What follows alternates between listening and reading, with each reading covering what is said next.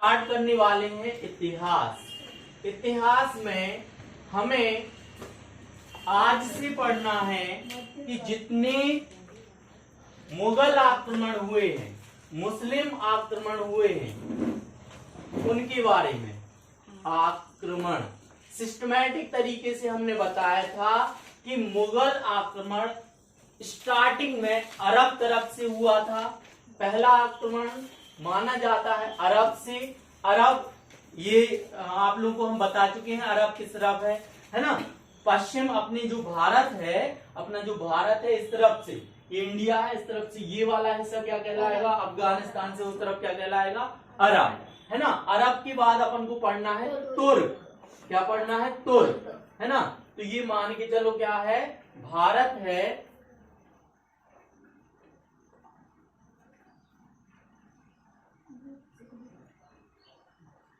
ठीक है। यहां पर क्या हो जाएगा, पाकिस्तान, ये क्या हो जाएगा, अफगानिस्तान, यहां क्या है, अरब, क्या है भैया, अरब। और ये पूरा क्या कहलाएगा, तुर्क, ये पूरा क्या कहलाएगा, तुर्क, है ना। तुर्क में ये आ जाएगा यहां से भारत, पाकिस्तान, अफगानिस्तान, तुर्कमिस्तान, है ना, और आगे भी चीजें। तो ये क्या आ जाएगा, तुर्क में हमने बांटा था। पहला जो है वो हमें पढ़ना है मोहम्मद गजनवी के बारे में। गजनवी, महमूद गजनवी और मोहम्मद गौरी। मोहम्मद गौरी कहां से आया था, गजनी से। कहां से आया था, गजनी से। तुर्कमेनिस्तान के एक गजनी शहर, एक कस्बा है, वहां से आया था ये, है ना। इसने भारत पर बहुत सारे आक्रमण किए, लगभग 1001 ईस्वी से और 1027 ईस्वी तक इसने लगभग 17 बार क्या किया, भारत पर आक्रमण किया। इनका मकसद केवल ये था, भारत पर आक्रमण करके और क्या करना, भारत को लूट कर ले जाना, है ना। धन संपदा, घोड़े, है ना, हथियार और लड़ाकू चीजें, जितनी भी चीजें होती हैं, इनको आप लूट कर अपनी सेना को क्या करना, विकसित करना, और क्या करना, यहां से धन संपदा लूट कर ले जाना अपने। यहां पर ये बिल्कुल भी राज करने नहीं आया था, केवल लड़के लूट पाट करके वापस चला जाता था। इसमें लगभग, ये तो समझ में आ गया कहां से कहां तक की बात कर रहे हैं हम, 1001 से आप, है ना। इसका सबसे खराब, सबसे खतरनाक आक्रमण जो था वो था 16वीं बार जब इसने आक्रमण किया, लगभग 1025 ईस्वी में।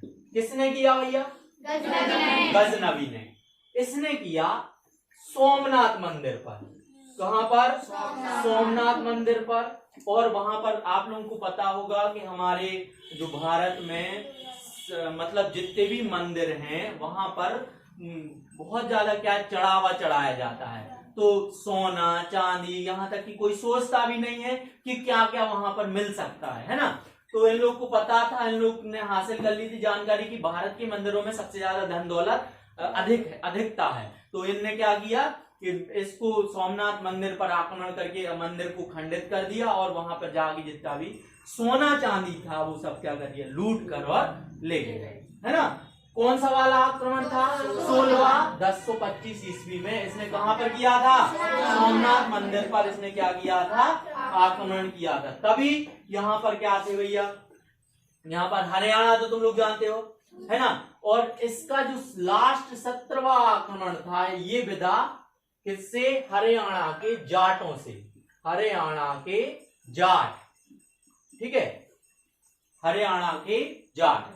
जाट कौन कहलाते पता है आप लोग, पता है ना, ठीक है। तो मान के एक प्रकार के क्या है, राजपूताना ही कस्बा है ना। जाट जो हैं वो क्या कहलाता, अपना खुद का एक क्या बनाते हैं, क्षेत्र रखे रहते हैं। तो हरियाणा में सबसे ज्यादा क्या थे भैया, जाट थे। और इसने गजनवी ने लास्ट आक्रमण किस पर किया, हरियाणा के जाट से, और इनको हरा दिया और लूटपाट करके क्या कर गया, ले गया, है ना। इसमें इतना ही याद रखना है कि सोमनाथ मंदिर पर किसने किया था भैया आक्रमण, गजनवी। है ना। नेक्स्ट क्या था गजनवी के बाद? गौरी। कौन था भैया? गौरी। कंफर्म है इतना, है ना। इसने 17 बार आक्रमण किया और 17 बार जीता। जीता, आक्रमण किया, आया, है ना। कहां पर आक्रमण करता था? लगभग सिंध, गुजरात, राजस्थान वाले क्षेत्र पर, है ना। कई राजा तो डर कर क्या कर जाते थे, फिर भाग जाते थे। अब जो कुछ मिला लूट लाट के क्या हो गया, लूटा और वापस चला गया। समझ रहे हो ना। कई बार, एक दो बार मतलब हार भी गया, फिर जाके क्या हुआ, जीता है। सबसे ज्यादा बार क्या किया है इसने? जीता है।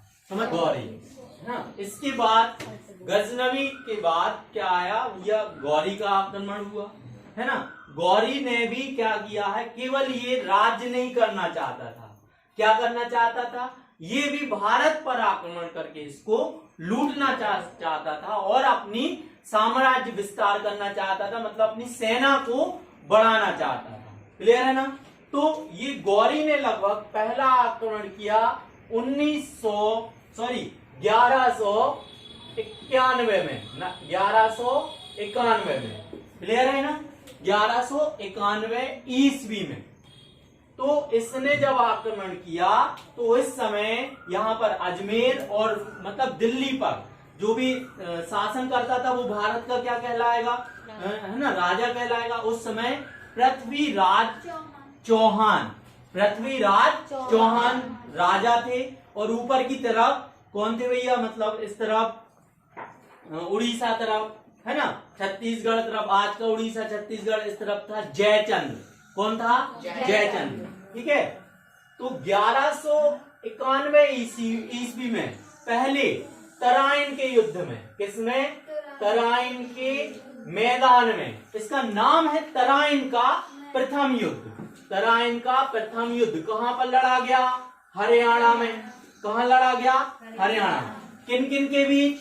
मोहम्मद गौरी और पृथ्वीराज चौहान के बीच लड़ा गया। और पृथ्वीराज चौहान का साथ कौन दे रहा था? तब जयचंद्र दे रहा था, है ना। तब ये गौरी, मोहम्मद गौरी क्या हो गया? हार गया, क्योंकि इसके साथ कौन था तब? जयचंद्र था, या इसकी सेना अच्छी थी। ठीक है। और पृथ्वीराज चौहान ने क्या कर दिया? मोहम्मद गौरी को हराकर उसको जीवन दान दे दिया। सबसे बड़ी गलती की पृथ्वीराज चौहान ने गौरी को तराइन के प्रथम युद्ध में हराकर, है ना, वहां मार देना चाहिए था। सबसे बड़ी गलती उसकी क्या थी? जीवन दान दे दिया। ठीक है। अब वो जीवन दान दे दिया, फिर वापस गया। कहां का था ये? तुर्क का, अफगानिस्तान की और थोड़ा वहां गया, अपनी सेना को और प्रबल किया। फिर से इसने क्या किया?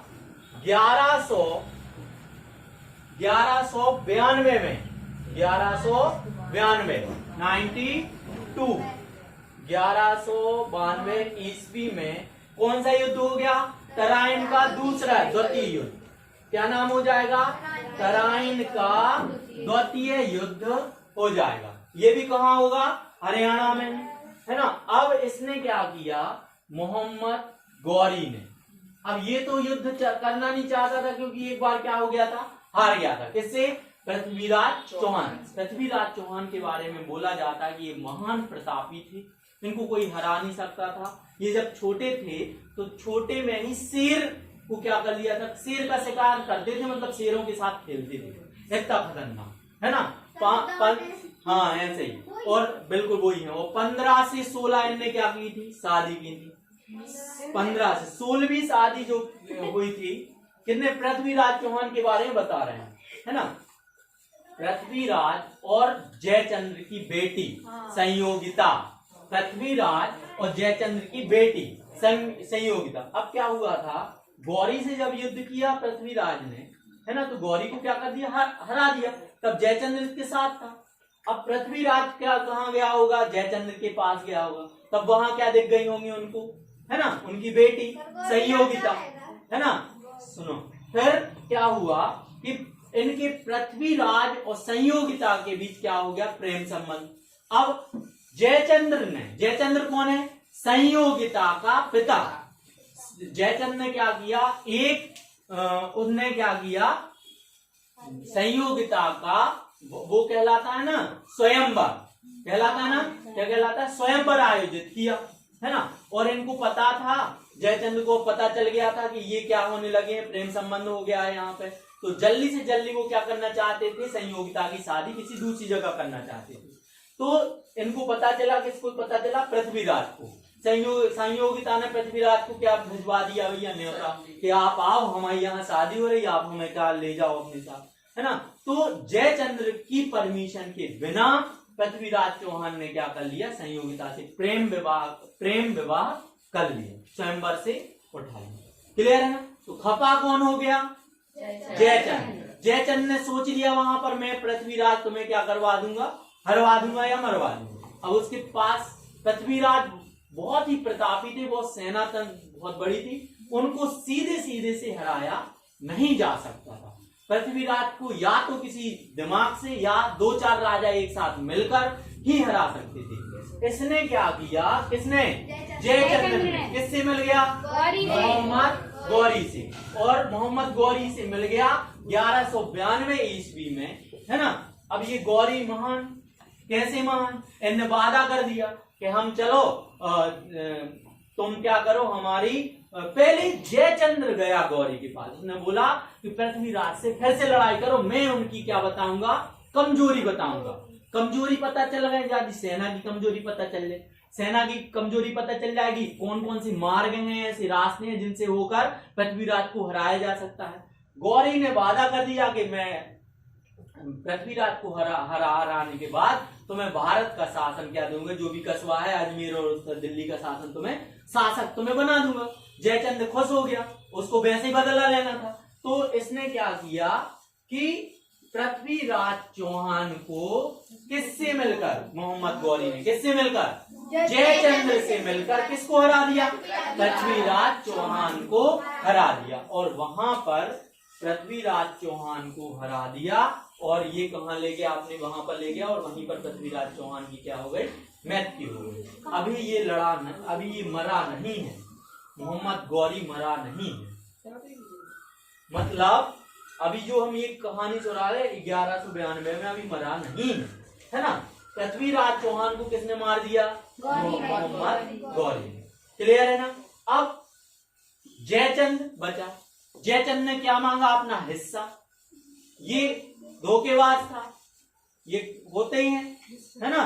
तो इसने क्या कर लिया कि 1192 ईस्वी में, 1192 के बाद क्या आ जाएगा, 1194 93 के बाद क्या आ जाएगा, 94 ईस्वी में मोहम्मद गौरी ने कहां पर, है ना, मोहम्मद गौरी ने चंद्रवार का युद्ध कहलाता, क्या कहलाता है, चंद्रवार का युद्ध, रविवार का नहीं, चंद्रवार का युद्ध में मोहम्मद गौरी ने किसको परास्त कर दिया, जयचंद्र को परास्त कर दिया।